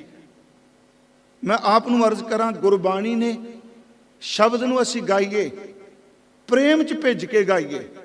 तो मैं एक बार अर्ज की सी, प्यारिओ मैं कथावाचक हां, मेरे अंदर नूं पुछ के देखो, मैं मेरा अंदर तड़प के कहंदा है, जे मैं कीर्तनिया हुंदा ते बहुत चंगा हुंदा। मन चाहेगा भी कथावाचक नहीं, नहीं कथावाचक बोलदा है, गल शिंगारदा है, कई बारी थोड़ी जी गल नूं भी बहुत विस्तार दिंदा है। कीर्तन करन वाले ने तां साज रखने ने, अपनी रसना उत्ते गुरु नानक दे शब्द नूं बिठा लेना है, खब्बे सज्जे उहनूं जाण दी लोड़ ही नहीं, उहदी रसना ते गुरु दा निवास हो जाना है। ते जिन्ने भी कर्म ने, मैं आप नूं तां ज बेनती कर लगा कि कीर्तन साडे जन्म तो शुरू हो के मौत तक कीर्तन सिखां दे नाल रहिंदा है। क्योंकि आप कीर्तन दरबार कर रहे हो, 30 साल हो गए आ, ते कीर्तन तो वड्डा कोई कर्म नहीं। कीर्तन ठीक है, आप कहांगे जी इन्नी संगत होवेगी ते कीर्तन, कोई भी ना होवे, कीर्तन करन वाला इकल्ला ही एक सुर दब के किते वैगुरू जपन लग पे, वो भी रब नूं प्रवान हो जाता है। एक बचन है महाराज जी का, सतगुरु गुरु अर्जुन देव जी का। चलो मैं सारी अष्टपदी नहीं पढ़ांगा, जिन्ने धर्म के कर्म ने, ते मेरी बेनती है, कीर्तन नूं केवल साडा प्रोफैशन जान के नहीं, अपने बच्चों नूं, आप धियां पैणा तुसीं सच एवे अपने घरां विच वाजे तबले कीर्तन जरूर बच्चों नूं सिखाओ। कीर्तन का संबंध केवल रोटी नाल नहीं, कीर्तन का संबंध आत्मा नाल है। जिहदे घर च गुरु नानक का कीर्तन आ गया, उहदे घर चों सिੱਖੀ कदी बाहर नहीं निकल सकती। कीर्तन उहदी बख्शीश। एक अष्टपदी है जी, उस विच 2 रहाओ दियां तुकां ने। बचन कह पाठ पढ़ियो अर वेद विचारियो, निवल भुयंगम साधे, पंच जना सो संग ना छुटक्यो, अदक आहंगद बुद्ध बाधे। महाराज कहते पाठ भी कीते, वेदां दी विचार भी कीती, ते जोगियां वाले जिहड़े निवली कर्म ने जी, वो भी सारे कीते। पाठ पढ़ियो अर वेद विचारियो, निवल भुयंगम साधे, पंच जना सो संग ना छुटक्यो, अदक आहंग बुद्ध बांधे। पंजां ने फिर भी खड़ा नहीं छड्डिया। मैं तां आपनूं क्या कीर्तन क्यों, पर कीर्तन विच भी अरदास कीती जाए, दाता कीर्तन विच सिर्फ तू होवें ते तेरा शब्द होवे, मेरी विचों अणहोंद हो जाए, मैं ना विच होवां। फिर देखो कीर्तन, मैनूं याद है साडे महापुरख होए ने सेवा पंथी राम किशन जी, पटियाले उन्हां दा स्थान है ना। ये पाकिस्तान बंद तो पहलियां गल्लां ने जी। कीर्तन हो रहा सी ते पुराने समय कीर्तन विच कई रागी सिंह व्याख्या कर दिंदे सन, प्रेम च पीछे। कीर्तन करन वाले ने कीर्तन बड़े प्रेम नाल कीता। गुरमुखो मैं कल नूं लगातार बेनती करी जाऊंगा, ये जी आवाज़ है, ये नाद है, ये शब्द है, ये संगीत है, ये तो ब्रह्मांड की आवाज़ है, ये तो रब की आवाज़ है। जदों न्याणा कुछ भी नहीं जानता, उन्होंने पता ही नहीं मैं हिंदू घर जम्मिया, सिख घर, मुसलमान घर, बच्चा रोंदा होवे। हुण तां कई तरह के खिडौने निकल आ गए, इलैक्ट्रॉनिक आ गए। सानू पता है साडे घरां च बीबियां गिलास विच चिमचा रख के चिमचे नाल गिलास जां कोली खड़कांदियां सन, ਤੇ ਬੱਚਾ ਰੋਂਦਾ ਚੁੱਪ ਕਰ ਜਾਂਦਾ ਸੀ। ਕਿਉਂ ਚੁੱਪ ਕਰ ਗਿਆ? ਮਾਂ ਨੇ ਲੋਰੀ ਨਹੀਂ ਦਿੱਤੀ, ਸਿਰਫ ਉਹਦੇ ਕੰਨਾਂ ਕੋਲ ਜਾ ਕੇ ਉਹਨੇ ਸਾਊਂਡ ਕੀਤੀ, ਆਵਾਜ਼ ਕੀਤੀ। ਉਹਨੂੰ ਪਤਾ ਵੀ ਨਹੀਂ, ਹੌਕੇ ਲੈਣ ਲੱਗ ਪੈਂਦਾ ਹੈ, ਇੱਕੋ ਦਮ ਰੋਂਦਾ ਖਾਮੋਸ਼ ਹੋ ਜਾਂਦਾ ਹੈ। ਇਹਦਾ ਮਤਲਬ ਬਾਹਰ ਦਾ ਨਾਦ ਸੁਣ ਕੇ ਉਹ ਕਿਸੇ ਅੰਦਰ ਦੇ ਨਾਦ ਨਾਲ ਜੁੜਿਆ ਹੈ। ਬਾਹਰੋਂ ਇਸ਼ਾਰਾ ਮਿਲਦਾ ਹੈ ਤੇ ਅੰਦਰ ਖਾਮੋਸ਼ੀ ਆ ਜਾਂਦੀ ਹੈ। ਰਾਮ ਕ੍ਰਿਸ਼ਨ ਪਰਮਹੰਸ ਜੀ ਕੀਰਤਨ ਸੁਣ ਰਹੇ ਸਨ। ਕੀਰਤਨ ਸਥਾਨ ਭੁਲਾ ਦਿੰਦਾ ਹੈ, ਕੀਰਤਨ ਸਮਾਂ ਭੁਲਾ ਦਿੰਦਾ ਹੈ। ਕੀਰਤਨ ਕਰਨ ਵਾਲੇ ਕੀਰਤਨੀਏ ਨੇ ਕੀਰਤਨ ਕੀਤਾ, ਉਹਨੇ ਪ੍ਰਸੰਗ ਸ਼ੁਰੂ ਕਰ ਦਿੱਤਾ ਸੱਚੇ ਸੌਦੇ ਵਾਲਾ। ਮੈਂ ਜ਼ਿਆਦਾ ਡਿਟੇਲ 'ਚ ਨਹੀਂ ਕਿ ਗੁਰੂ ਸਾਹਿਬ ਜੀ ਸੱਚਾ ਸੌਦਾ ਕਰਕੇ ਆਏ, 20 ਰੁਪਈਆਂ ਦਾ ਕੀਤਾ। ਨਾਲ ਉਹਨੇ ਇਹ ਪ੍ਰਸੰਗ ਕਹਿ ਦਿੱਤਾ ਕਿ ਪਿਤਾ ਜੀ ਗੁੱਸੇ 'ਚ ਆ ਗਏ ਤੇ ਪਿਤਾ ਜੀ ਨੇ ਹਜ਼ੂਰ ਦੇ ਮੁਖ ਦੇ ਉੱਤੇ ਜਦੋਂ ਆਪਣੇ ਹੱਥ ਨਾਲ ਚਪੇੜ ਮਾਰੀ ਸੀ। ਵੇਖੋ ਇਤਿਹਾਸ ਨੇ ਕਿਹਾ ਹੈ। ਤੇ ਸਤਿਗੁਰਾਂ ਦੇ ਜਿਹੜਾ ਆ ਪਵਿੱਤਰ ਮੁਖ ਸੀ, ਇੱਕ ਪਾਸਿਓਂ ਇਸ ਤਰ੍ਹਾਂ ਜਿਵੇਂ ਚਿੱਟੇ ਕਮਲ ਦੇ ਫੁੱਲ ਉੱਤੇ ਕਾਲੇ ਰੰਗ ਦੇ ਭਵਰੇ ਬੈਠ ਗਏ ਹੋਣ, ਨਿਸ਼ਾਨ ਪੈ ਗਿਆ। ਰਾਮ ਕ੍ਰਿਸ਼ਨ ਜੀ ਭੁੱਲ ਗਏ ਸਥਾਨ, ਉਹ ਭੁੱਲ ਗਏ ਸਮਾਂ। ਇੱਕੋ ਦਮ ਉੱਠ ਬੈਠੇ, ਸੰਗਤ 'ਚ ਉੱਚੀ ਉੱਚੀ ਆਵਾਜ਼ ਵਿੱਚ ਕਹਿਣ ਲੱਗੇ, ਬਾਬਾ ਕਾਲੂ ਜੀ ਹੁਣ ਨਾ ਮਾਰਿਓ, ਹੁਣ ਨਾ ਹੱਥ ਚੁੱਕਿਓ, 20 ਰੁਪਈਆਂ ਦੀ ਕੀ ਗੱਲ, ਮੈਂ ਸਾਰਾ ਨਨਕਾਣਾ ਸਾਹਿਬ ਸੋਨੇ ਨਾਲ ਮੜਾ ਦਿਆਂਗਾ, ਹੁਣ ਮੇਰੇ ਬਾਬੇ ਤੇ ਹੱਥ ਨਾ ਚੁੱਕਿਓ। ਇਹ ਕੈਸਾ ਕੀਰਤਨ ਹੋਵੇਗਾ? ਪਰ ਇਹ ਉਹਨਾਂ ਰੂਹਾਂ ਲਈ ਜਿਹੜੇ ਅੰਦਰ ਦੇ ਪ੍ਰੇਮੀ ਨੇ, ਢੰਡਾਊ ਨੇ। ਗੁਰਮੁਖੋ, ਪਾਠ ਵਿੱਚ ਵੀ, ਵਿਚਾਰ ਵਿੱਚ ਵੀ, ਨਿਮਲੀ ਕਰਨ ਵਿੱਚ ਵੀ ਅੰਗ ਬੁੱਧ ਟਿਕੀ। ਪੰਜਾਂ ਦਾ ਸੰਗ ਨਹੀਂ ਛੁੱਟਦਾ। ਸਰੀਰਕ ਤੰਦਰੁਸਤੀ ਮਿਲ ਜਾਂਦੀ।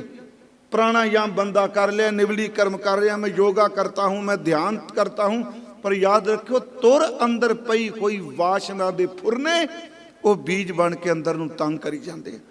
पाठ पढ़ियो और वेद विचारियो, निवल भुयंगब साधे, पंच जना से संग ना छुटकियो, अदक आहंग बुद्ध बांधे।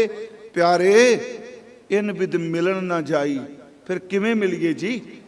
प्यारे इस रहाओ दी तुक नूं हर सतर नाल पढ़ो। वैसे मैं कहांगा कीर्तन विच स्थाई बन सकती। प्यारे इन विद मिल ना जाई, मैं किए कर्म अनेका, हार परयो स्वामी कै द्वारै, दीजै बुद्ध विवेका। मोन भयो कर पाती रहो, नग्न फिरियो बन माही, तर तीर सब धरती भ्रमियो, दुबदा छुटकै नाही। मन कामना तीरजै बस्यो, सिर कर वत धराए, मन की मैल ना उतरे, एवद जे लख जतन कराए। कन कामनी खैबर गैबर, बहु विदान दतारा, अन्न वस्त्र भूम बहु अरपै न मिल गए हर द्वारा। मैं संखेप अखीर ते करा सारी गल करके महाराज कहते हैं जे कोई काम करना ही ना, बस इको काम श्रेष्ठ है, पढ़न नालों, विचारन नालों, तीर्थ इशनान नालों, दान नालों, पुण्य नालों की जी, हर कीर्त साध संगत है। संगत विच बैठ के कीर्तन कर, इदू वड्डा कोई कर्म नहीं। हर कीर्त साध संगत है, सिर कर्मन कै कर्मा, सारे श्रोमणी कर्मा तो श्रेष्ठ कर्म परमात्मा दा कीर्तन करना है। ये तो फिर मैं बेनती करा, राग दी ज्ञात होना वखरी गल है, राग विच मिला के शब्द पढ़ना ये वखरी गल है। राग दे गवैये तुहानू बड़े मिलणगे, गज़लां गाउण वेले मिलणगे, इश्क मजाजी दे गीत गाउण वाले मिलणगे, सरगमा लाउण वाले मिलणगे, मुरकियां लाउण वाले मिलणगे, पड़ताला गाउण वाले मिलणगे। पर गुरु जी कहंदे ने, गुरु ग्रंथ साहिब राग नूं थां देंदे ने, पर शर्त वो राग रब नाल जोड़दा होवे। रागां विच श्री राग है, जे सच धरे प्यार, गौड़ी राग सलखणी, जे खसमे चित करे। कमाल कर दित्ती। श्री राग गा के हो सकदा कोई बंदा हीर ते रांझे दे मिलाप दे गीत गाए, पर गुरु कहंदा श्री राग तां चंगा जे तू सच्चे नाल मुहब्बत शुरू कर दे। गौड़ी राग तां सुलखणी है जे तेरा चित खंसम वाले पासे जुड़ पे। महाराज कहने हर कीर्त साध संगत है, सिर कर्मन कै कर्मा, कहो नानक तिस भयो प्राप्त, जिस पूर्व लिखे का लैना। कीर्तन पूर्व ली दिती कोई दात है रब दी। महाराज कहने तेरो सेवक ए रंग माता, भयो कृपाल दीन दुख भंजन, खार हार कीर्तन एहो मन राता। तुसी अलोके कीर्तन दरबार 30 साल हो गया, मैं तां अज इस तुख तू लै लिया। अगली बेनती भाई साहब सिर मैं 5 ਮਿੰਟ ਲੈਣੇ ਨੇ। ਅਸੀਂ ਕੀਰਤਨ ਨੂੰ ਕਦੀ ਛੱਡ ਸਕਨੇ ਜੀ? ਕੱਲ ਮੈਂ ਆਉਣ ਵਾਲੇ ਦਿਨਾਂ ਸਾਜ ਦੀ ਗੱਲ ਵੀ ਕਰਾਂਗੇ ਆਪਾਂ, ਕਿਉਂਕਿ ਮੈਂ ਕੋਈ ਕੀਰਤਨ ਬਾਰੇ ਇੰਨੀ ਨੌਲੇਜ ਨਹੀਂ ਮੈਨੂੰ, ਜਿੰਨੀ ਕੋ ਦਾਤੇ ਸੋਝੀ ਦਿੱਤੀ। ਇਸ ਲਈ ਤਾਂ ਹੁੰਦਾ ਜਿਹੜਾ ਬੰਦਾ ਗਾਉਂਦਾ ਹੋਵੇ ਉਹਨੂੰ ਪਤਾ ਹੁੰਦਾ ਸਾਰਾ ਇਹ ਸਾਰੀ ਕੀ ਕਹਾਣੀ ਹੈ। ਗੁਰਮੁਖੋ, ਸਾਡੇ ਜਨਮ ਤੋਂ ਕੀਰਤਨ ਸਾਡੇ ਨਾਲ ਸ਼ੁਰੂ ਹੁੰਦਾ ਹੈ। ਸਾਡੀ ਖੁਸ਼ੀ, ਸਾਡੀ ਗਮੀ, ਸਾਡਾ ਮਰਨਾ, ਸਾਡਾ ਪਰਨਾ, ਸਾਡੀ ਮੌਤ, ਹਰ ਥਾਂ ਤੇ ਕੀਰਤਨ ਸਾਡੇ ਨਾਲ ਖਲੋਤਾ ਹੈ। 3 ਕੁ ਉਦਾਹਰਨਾਂ ਸਿਰਫ ਦਿਆਂਗਾ। ਜਦੋਂ ਬੱਚੇ ਦਾ ਜਨਮ ਹੁੰਦਾ ਹੈ, ਤੁਸੀਂ ਦੇਖੋ ਆਪਣੇ ਘਰ 'ਚ ਸਮਾਗਮ ਕਰਦੇ ਹੋ। ਬੱਚੇ ਦਾ ਜਨਮ ਹੋਇਆ, ਅਸੀਂ ਕਹਿੰਦੇ ਜੀ ਬੱਚੇ ਦਾ ਸ਼ੁਕਰਾਨਾ ਕਰਨਾ। ਕਿਹਦੇ ਨਾਲ ਕਰਨੇ ਆ? ਕੀਰਤਨ ਨਾਲ ਕਰਨੇ ਆ ਨਾ। ਪਾਠ ਕਰਨੇ ਆ, ਕੀਰਤਨ ਕਰਨੇ। ਇਹ ਗੱਲ ਵੱਖਰੀ ਕਿ ਤਵਾਰੀਖ ਇਤਿਹਾਸ ਇਹ ਕਹਿੰਦਾ ਹੈ ਕਿ ਗੁਰੂ ਹਰਗੋਬਿੰਦ ਸਾਹਿਬ ਦੀ ਖੁਸ਼ੀ 'ਚ, ਪਰ ਸ਼ਬਦ ਤਾਂ ਆਪਾਂ ਅੱਜ ਵੀ ਉਹ ਪੜ੍ਹਨੇ ਆ, ਸਾਚਾ ਸਤਿਗੁਰ ਦੀਆ ਭੇਜ, ਚਿਰ ਜੀਵਨ ਉਪਜਿਆ ਸੰਜੋਗ, ਉਧਰੈ ਮਾਇ ਆਏ ਕੀਆ ਨਿਵਾਸ, ਮਾਤਾ ਕੈ ਮਨ ਬਹੁਤ ਵਿਗਾਸ, ਜੰਮਿਆ ਪੂਤ ਭਗਤ ਗੋਬਿੰਦ ਕਾ। ਭਾਵਾਂ ਮੈਂ ਅਰਜ਼ ਕੀਤੀ, ਹਿਸਟਰੀ ਕਹਿੰਦੀ ਏ ਕਿ ਗੁਰੂ ਹਰਗੋਬਿੰਦ ਸਾਹਿਬ, ਪਰ ਅਸੀਂ ਆਪਣੇ ਬੱਚੇ ਦੇ ਜਨਮ ਤੇ ਵੀ ਗਾਉਂਦੇ ਆ। ਅਸੀਂ ਇਹ ਸ਼ਬਦ ਗਾਉਂਦੇ ਆ। ਕੀਰਤਨ ਸਾਡੇ ਜਨਮ ਤੋਂ ਸ਼ੁਰੂ ਹੁੰਦਾ ਹੈ। ਪੂਤਾ ਮਾਤਾ ਕੀ ਅਸੀਸ, ਕੀਰਤਨ ਹੈ ਜੀ, ਗੁਜਰੀ ਰਾਗ ਦਾ ਸ਼ਬਦ। ਤੇ ਅੱਜ ਅਸੀਂ ਘਰ ਬੈਠੇ ਸੀ ਜੁਨੇਜਾ ਜੀ, ਮੈਂ ਬੇਨਤੀ ਕੀਤੀ ਕਿ ਗੁਰਮੁਖੋ, ਮੈਂ ਜੋ ਸਟੇਜ ਤੇ ਬੋਲ ਰਿਹਾ ਨਾ, ਤੁਸੀਂ ਉਸੇ ਗੱਲ ਨੂੰ ਸਵੀਕਾਰ ਕਰਿਓ ਜਿਹੜੀ ਗੱਲ ਗੁਰੂ ਦੇ ਸ਼ਬਦ ਅਨੁਸਾਰ ਠੀਕ ਹੋਵੇ। ਜਿਹਦੇ 'ਚ ਮੇਰੀ ਇਗੋ ਹੈ, ਛੱਡ ਦਿਓ ਉਹਨੂੰ, ਬਸ ਛਾਨੀ ਲਾ ਕੇ। ਦੇਖੋ, ਜਿਹੜਾ ਕੀਰਤਨ ਹੁਣ ਆਪਾਂ ਸੁਣ ਰਹੇ ਹਾਂ, ਤੇ ਕੀਰਤਨ ਪਹਿਲਾਂ ਵੀ ਹੁੰਦਾ ਸੀ। ਇਹ ਵੀ ਅਰਜ਼ ਕਰਾਂਗਾ ਕੱਲ ਨੂੰ ਕਿ ਇਹ ਜਿਹੜਾ 30 ਸਾਲ ਹੋ ਗਏ ਜਾਂ ਹੁਣ ਆਪਾਂ ਸੁਣਾਂਗੇ, ਇਹ ਸਿਰਫ 1 ਘੰਟੇ ਦੀ ਭਾਈ ਸਾਹਿਬ ਦੀ 45 ਮਿੰਟ ਦੀ ਡਿਊਟੀ, ਜਾਂ ਹੁਣ ਕੀਰਤਨੀਆਂ ਕੀਤਾ। ਜੇ ਇੰਚ ਇਹ ਗੱਲ ਚੇਤੇ ਰੱਖ ਕੇ ਤੁਰਿਓ ਕਿ ਜੋ ਕੁਝ ਮੈਂ ਸੰਗਤ ਸੁਣਨਾ ਪਿਆ, ਮਰਨ ਤੋਂ ਬਾਅਦ ਵੀ ਇਹ ਕੀਰਤਨ ਮੇਰੇ ਤੇ ਬਖਸ਼ਿਸ਼ ਕਰੇਗਾ। ਹੁਣ ਕਈਆਂ ਦੇ ਇੱਕੋ ਦਮ ਹੋਏ ਨੇ ਜੀ, ਇਹ ਮਰਨ ਤੋਂ ਬਾਅਦ ਕੀ, ਜਦੋਂ ਬੰਦਾ ਮਾਰੀ ਗਿਆ ਸੰਸਕਾਰ ਹੀ ਕਰਤਾ, ਤਰਕਸ਼ੀਲ ਕਹੇਗਾ। ਪਰ ਭਾਈ ਸਾਹਿਬ ਜੀ, ਜਦੋਂ ਇੱਥੇ ਕਿਸੇ ਦਾ ਭੋਗ ਤੁਸੀਂ ਪਾਉਂਦੇ ਹੋ, ਆਪਾਂ ਘਰਾਂ 'ਚ ਪਾਉਂਦੇ ਆ, ਅੰਤਮ ਅਰਦਾਸ ਕਹਿੰਦੇ ਆ, ਤੇ ਭਾਈ ਸਾਹਿਬ ਕੀ ਕਹਿੰਦੇ ਆ? ਖਲੋ ਕੇ ਕਹਿੰਦੇ ਆ, ਸੱਚੇ ਪਾਤਸ਼ਾਹ ਫਲਾਣਾ ਇਨਸਾਨ, ਫਲਾਣਾ ਸਿੰਘ ਜਾਂ ਫਲਾਣਾ ਬੀਬੀ ਅਕਾਲ ਚਲਾਣਾ ਕਰ ਗਿਆ, ਉਹਨਾਂ ਦੇ ਨਿਮਿਤ 'ਚ ਕੀਰਤਨ ਹੋਇਆ ਹੈ, ਕਿਰਪਾ ਕਰਿਓ ਉਹਨਾਂ ਨੂੰ ਆਪਣੇ ਚਰਨਾਂ 'ਚ ਥਾਂ ਬਖਸ਼ਿਓ, ਕਹਿੰਦੇ ਆ ਨਾ। ਤੇ ਅਗਲਾ ਸਵਾਲ ਕਰੇ, ਭਾਈ ਜੀ ਉਹ ਬੰਦਾ ਤਾਂ ਮਰ ਗਿਆ, ਉਹਦੀਆਂ ਤਾਂ ਹੱਡੀਆਂ ਵੀ ਗਈਆਂ ਪਾਣੀ 'ਚ, ਤੇ ਤੁਸੀਂ ਇਹ ਕਹੀ ਜਾਂਦੇ ਹੋ ਚਰਨਾਂ 'ਚ ਥਾਂ ਦਿਓ। ਇਹਦਾ ਮਤਲਬ ਸਿੱਖ ਇਹ ਗੱਲ ਨੂੰ ਸਵੀਕਾਰ ਰਿਹਾ ਗੁਰੂ ਕੋਲ ਖਲੋ ਕੇ ਕਿ ਭਾਵੇਂ ਉਹਦਾ ਵਜੂਦ ਨਸ਼ਟ ਹੋ ਚੁੱਕਾ ਹੈ, ਪਰ ਭਾਈ ਸਾਹਿਬ ਦੇ ਬੋਲ ਉਹਦੀ ਆਤਮਾ ਨੂੰ ਥਾਂ ਕਿਤੇ ਦਿਵਾਣਗੇ, ਤਾਂ ਹੀ ਤਾਂ ਕਹਿੰਦੇ ਆ। ਗੁਰਮੁਖੋ, ਜੇ ਇੱਕ ਅਰਦਾਸ ਕਰਨ ਵਾਲੇ ਦੇ ਸ਼ਬਦਾਂ ਤੇ ਭਰੋਸਾ ਕਰੀਏ ਤੇ ਕਰਨਾ ਵੀ ਚਾਹੀਦਾ ਹੈ, ਤੇ ਜੇ ਉਹਦੇ ਲਈ ਤੁਸੀਂ ਕੀਰਤਨ ਕਰੋਗੇ, ਕੀਰਤਨ ਕਿਉਂ ਨਹੀਂ ਪਹੁੰਚੇਗਾ? ਕੀਰਤਨ ਜਾਏਗਾ।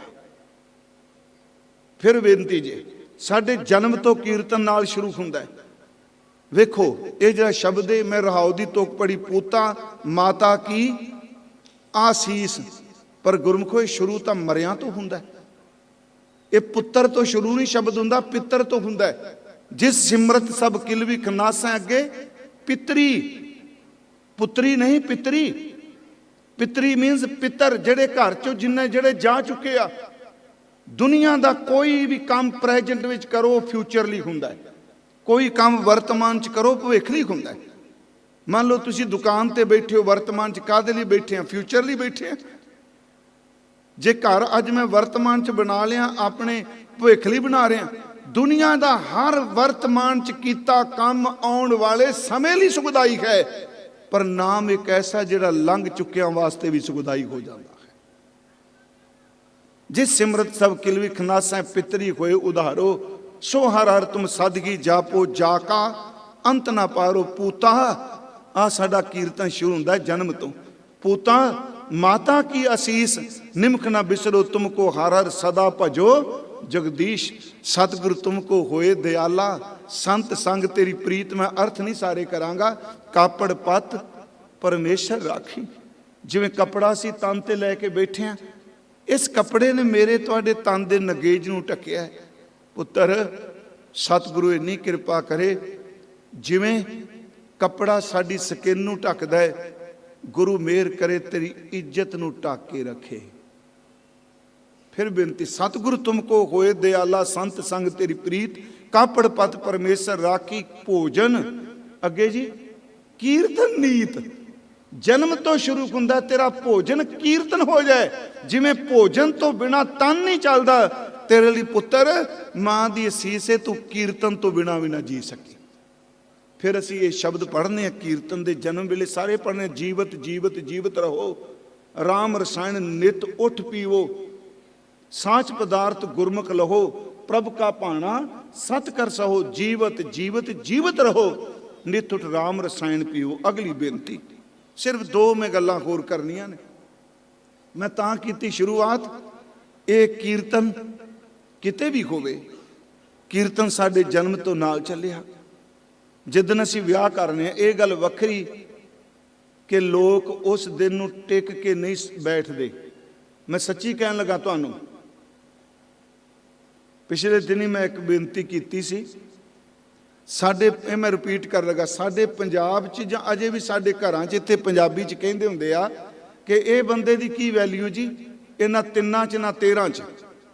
ਇਹ ਕਹਿੰਦੇ ਨੇ ਪੰਜਾਬੀ 'ਚ, ਤੂੰ ਕਿਉਂ ਨਾ ਤਿੰਨਾਂ 'ਚ ਨਾ 13 'ਚ।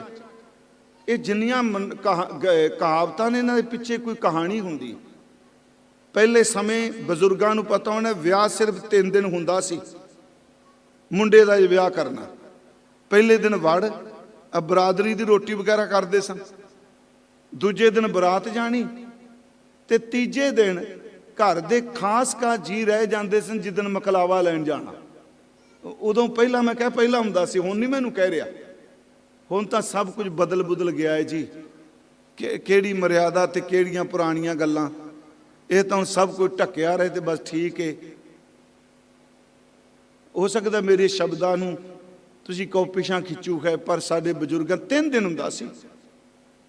ਤੇ ਹਿੰਦੂਆਂ ਵਿੱਚ ਜਾਂ ਸਤਾਰੀਆ ਕਰਦੇ ਸਨ ਮਰੇ ਦਾ, ਜਾਂ ਤੇਰੀਆ ਕਰਦੇ ਸਨ। ਹਾਂਜੀ, 13 ਦਿਨ ਬਾਅਦ ਜਾਂ 17 ਦਿਨ ਬਾਅਦ।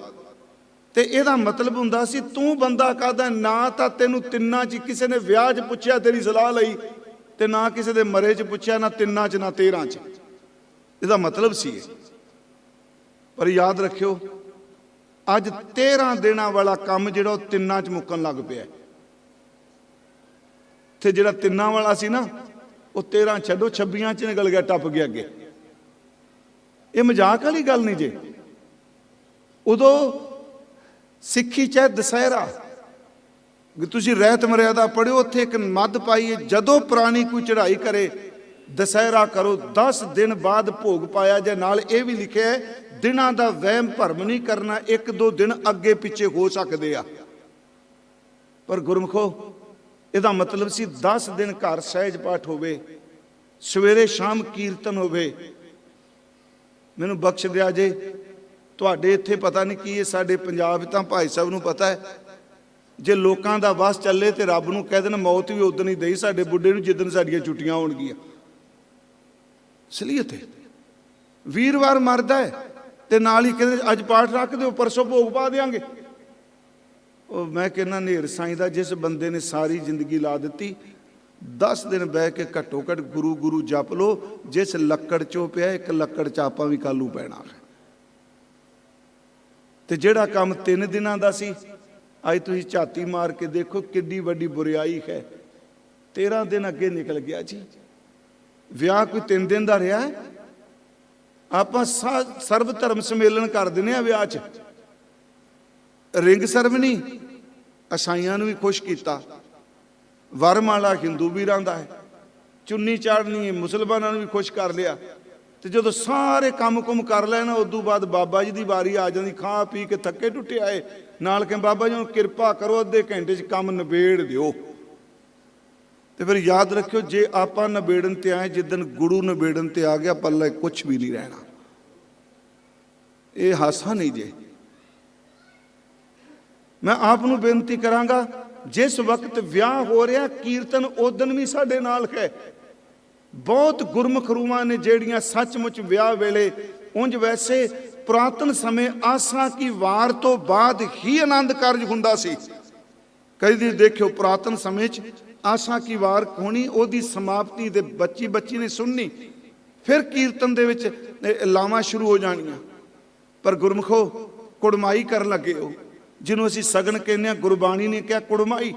ਮੈਂ ਤਾਂ ਸ਼ਬਦ ਵਿਸ਼ਾ ਚੁਣਿਆ ਕੀਰਤਨ। ਕੱਲ੍ਹ ਨੂੰ ਆਪਾਂ ਭਾਈ ਮਰਦਾਨਾ ਜੀ ਦੀ ਗੱਲ ਕਰਨੀ ਹੈ, ਬਾਬਾ ਸੱਤਾ ਬਲਵੰਤ ਦੀ ਗੱਲ ਕਰਨੀ ਹੈ, ਭਾਈ ਸਜਾਦੇ ਭਾਈ ਰਜਾਦੇ ਦੀ ਗੱਲ ਕਰਨੀ ਹੈ, ਗੁਰੂ ਗੋਬਿੰਦ ਸਿੰਘ ਦੇ ਰਬਾਬੀ ਭਾਈ ਸੱਦੂ ਭਾਈ ਮੱਦੂ ਦੀ ਗੱਲ ਕਰਨੀ ਹੈ, ਭਾਈ ਸ਼ਬੀਲੇ ਦੀ ਗੱਲ ਕਰਨੀ ਹੈ, ਭਾਈ ਨੱਥੇ ਦੀ ਭਾਈ ਅਬਦੁੱਲੇ ਦੀ ਗੱਲ ਕਰਨੀ ਹੈ, ਗੁਰੂ ਹਰਗੋਬਿੰਦ ਸਾਹਿਬ ਦਾ ਰਬਾਬੀ ਭਾਈ ਬਾਬਕ ਦੀ ਗੱਲ ਕਰਨੀ ਹੈ। ਇਹ ਕੀਰਤਨੀ ਹੋ ਗੁਜਰੇ ਆ ਰਬਾਬੀ ਗੁਰੂ ਕੇ। ਹੁਣ ਜਦੋਂ ਸ਼ਬਦ ਪੜਿਆ ਜਾ ਰਿਹਾ, ਸਤ ਸੰਤੋਖ ਕਰ ਭਾਉ ਕੁੜਮ ਕੁੜਮਾਈ ਆਇਆ ਬਲਰਾਮ ਜੀਓ, ਉੱਥੇ ਰੂਹਾਨੀ ਗੱਲ ਚੱਲਦੀ ਪਈ ਹੈ। ਸਗਨ ਨਹੀਂ, ਉੱਥੇ ਸ਼ਬਦ ਕੁੜਮਾਈ ਹੈ। ਕੁੜਮਾਈ ਦਾ ਮਤਲਬ ਹੈ ਕੁਟੰਬ ਮੇਂ ਸਿਮਲਿਤ ਕਰਨਾ। ਕੁੜਮਾਈ ਦਾ ਅਰਥ ਹੈ ਆਪਣੀ ਫੈਮਿਲੀ ਚ ਰਲਾਉਣ ਦੀ ਪਹਿਲੀ ਕਿਰਿਆ। ਕੁੜਮਾਈ ਮਤਲਬ ਕੁਟੰਬ ਵਿੱਚ ਮਿਲਾਣਾ। ਜਿਸ ਦਿਨ ਕੁੜਮਾਈ ਹੋ ਜਾਂਦੀ ਹੈ ਉਸ ਦਿਨ ਸ਼ੁਰੂਆਤ ਹੋ ਜਾਂਦੀ ਹੈ, ਅੱਜ ਇਹ ਬੱਚਾ ਸਾਡੇ ਪਰਿਵਾਰ 'ਚ ਸ਼ਾਮਲ ਹੋਣ ਲਈ ਪਹਿਲੀ ਕਿਰਿਆ ਹੋਈ ਹੈ। ਪਰ ਉੱਥੇ ਗੁਰੂ ਜੀ ਨੇ ਕੀਰਤਨ 'ਚ ਕੀ ਕਿਹਾ? ਕਹਿੰਦੇ ਨੇ ਇਹ ਸੰਸਾਰ ਦੇ ਕੁਟੰਬ 'ਚ ਮਿਲ ਗਏ, ਨਿਰੰਕਾਰ ਦੇ ਕੁਟੰਬ 'ਚ ਤਾਂ ਮਿਲੇਗਾ ਜੇ ਤੇਰੇ ਕੋਲ ਸਤ ਤੇ ਸੰਤੋਖ ਹੋਵੇਗਾ। ਸਤ ਸੰਤੋਖ ਕਰ ਭਾਓ ਕੁੜਮ ਕੁੜਮਾਈ ਆਇਆ ਬਲਰਾਮ ਜੀਓ। ਜਦੋਂ ਵਿਆਹ ਹੋਇਆ ਕੀਰਤਨ ਫਿਰ ਸਾਡੇ ਨਾਲ ਹੈ। ਕੀਰਤਨ ਤੋਂ ਬਿਨਾਂ ਤਾਂ ਵਿਆਹ ਸੰਪੰਨ ਹੀ ਨਹੀਂ ਹੁੰਦਾ। ਜਦੋਂ ਸਾਰੇ ਆ ਕੇ ਬੈਠ ਜਾਂਦੇ ਆ, ਵਿਆਹ ਦੀ ਆਨੰਦ ਕਾਰਜ ਦੀ ਸ਼ੁਰੂਆਤ ਕੀਰਤਨ ਦੇ ਸ਼ਬਦ ਨਾਲ ਹੁੰਦੀ ਹੈ। ਕੀਤਾ ਲੋੜੀਆ ਕੰਮ ਸੁਹਰ ਪੈ, ਆਖਿਏ ਤੋਂ ਸ਼ੁਰੂ ਹੁੰਦੀ ਹੈ। ਫਿਰ ਅਰਦਾਸ, ਹੁਕਮਨਾਮਾ, ਪੱਲੇ ਟੈਂਡੇ ਲਾਗੀ। ਉਸ ਤੋਂ ਬਾਅਦ 4 ਲਾਵਾਂ। ਕੀਰਤਨ ਤੋਂ ਬਿਨਾਂ ਤਾਂ 4 ਲਾਵਾਂ ਵੀ ਨਹੀਂ ਬਈ।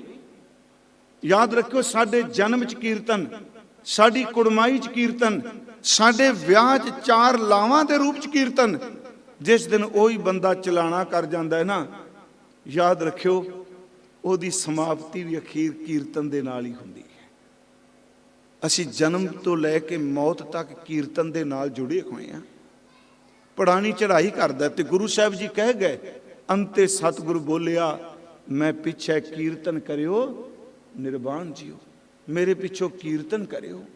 ਫਿਰ ਖਾਸ ਕਰਕੇ ਅੱਜ ਤਾਂ ਨਹੀਂ, ਗੁਰੂ ਸਾਹਿਬ ਵੇਲੇ ਜਦੋਂ ਕੋਈ ਚੜਾਈ ਕਰ ਜਾਂਦਾ ਸੀ ਭਾਈ ਸਾਹਿਬ, ਮਾਰੂ ਪੜਿਆ ਜਾਂਦਾ ਸੀ, ਮਾਰੂ ਰਾਗ ਪੜਿਆ ਜਾਂਦਾ ਸੀ, ਮਾਰੂ ਅੰਜਲੀਆਂ ਪੜੀਆਂ ਜਾਂਦੀਆਂ ਸਨ, ਅਲਾਣੀਆਂ ਗਾਈਆਂ ਜਾਂਦੀਆਂ ਸਨ। ਧੰਨ ਥਿਰੰਦਾ ਸੱਚਾ ਪਾਤਸ਼ਾਹ ਜਿਨ ਜਗ ਧੰਦਾ ਲਾਇਆ। ਪਿਆਰਿਓ, ਉਹ ਕੀਰਤਨ ਜਿਹਨੂੰ ਤੁਸੀਂ 30 ਸਾਲ ਤੋਂ ਵਿਸ਼ੇਸ਼ ਕਰਕੇ ਮਨਾਉਂਦੇ ਆਏ, ਇਹ ਹਰ ਸਿੱਖ ਦੇ ਲਈ ਮਾਂ ਦੀ ਕੁੱਖ ਤੋਂ ਸ਼ੁਰੂ ਹੁੰਦਾ ਹੈ ਤੇ ਮੜੀਆਂ 'ਚ ਸੜਨ ਤੋਂ ਬਾਅਦ ਵੀ ਕੀਰਤਨ ਦੇ ਨਾਲ ਰਹਿੰਦਾ ਹੈ। ਅਸੀਂ ਅੰਤਮ ਅਰਦਾਸ ਵੀ ਕੀਰਤਨ ਦੀ ਸਮਾਪਤੀ ਤੇ ਕਰਨੇ ਆ।